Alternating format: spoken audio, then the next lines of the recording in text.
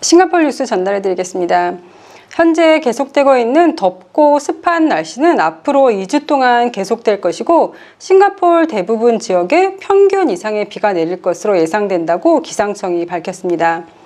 한낮에는 34도 정도의 기온이 예상되고 구름이 없는 날은 35도까지 올라갈 것이라고 합니다.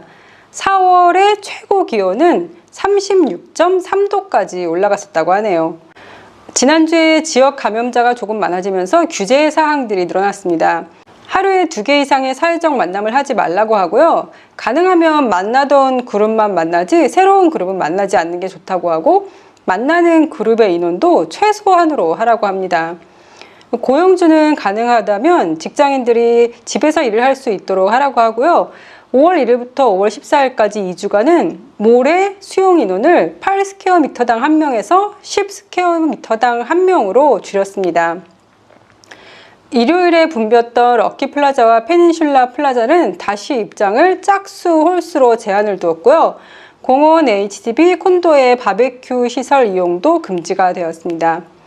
5월 7일에서 5월 14일까지 모든 어트랙션은 수용 인원의 65%까지 받았었는데요. 그거를 50%까지만 받는 곳으로 줄어들었습니다.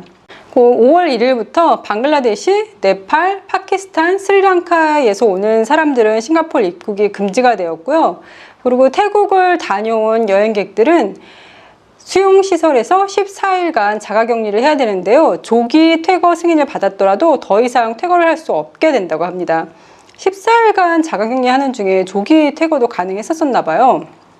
그리고 리생윤 총리는 노동절 연설을 하면서 제2의 서킷 브레이커를 막기 위해서 더 타이트하게 코로나 규제를 잘 따르고 방심하지 말자고 강조했습니다. 지난주 금요일 감염자 중에는 예일 NUS 학생도 나왔고요. 탄톡생 병원에서 감염된 환자 중에 88세 어르신께서 코로나 합병증으로 사망하셨습니다. 5월 1일에는 7명의 지역 감염자와 2명의 외국인 노동자 숙소에서 감염자가 나왔는데요. 지역 감염자 중에는 중학교 학생도 나와서 해당 중학교는 일주일간 온라인 수업으로 대체한다고 합니다.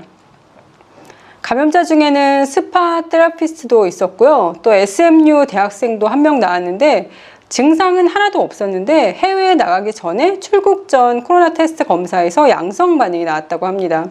이런 게 무서운 것 같아요. 증상이 아무것도 없어서 그럼 틀림없이 사람들하고 같이 어울리고 밥도 먹고 뭐 친구네 집에 놀러 가고 하면 마스크 안 쓰고 대부분 같이 놀잖아요.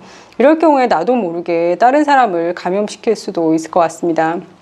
탄톡생 병원 관련 확진자는 계속 늘어나고 있는데요. 대부분 환자분들의 연세가 70세에서 90대라서 좀 염려가 됩니다.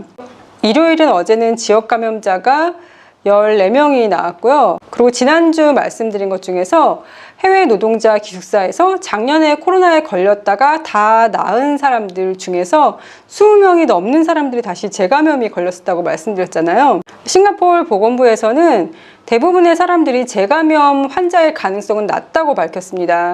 27명의 양성 반응이 나온 환자 중에서 20명은 작년에 걸렸던 코로나 바이러스의 어떤 파편 같은 것들이 남아서 그게 나온 거라고 해요. 그런데 외국인 노동자 숙소 같은 경우에는 2주일에 한 번씩 계속 주기적으로 검사를 하고 있었거든요.